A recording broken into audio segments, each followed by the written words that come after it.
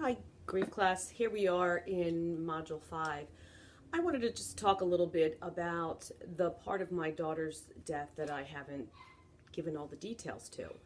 And I'm putting it here because she passed away by suicide. She was 16 years old.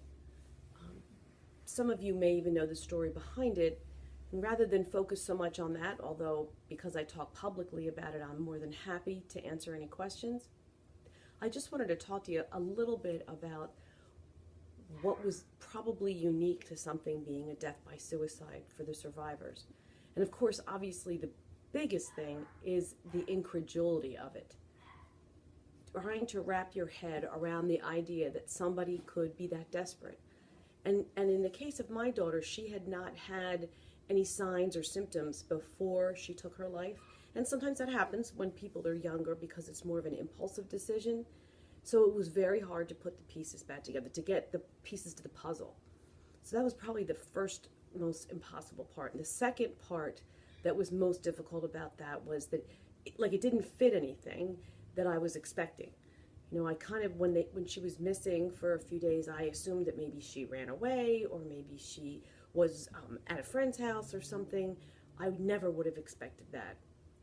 So it's like a stranger was living with me, and I couldn't believe that things had turned out that way.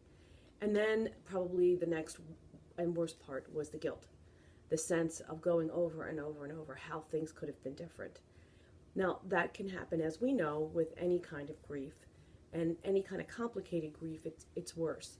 I think that when someone dies by homicide or suicide, there's probably the most amount of guilt, because you keep replaying the fact that maybe things could have been different, that maybe you could have somehow intervened and made things different.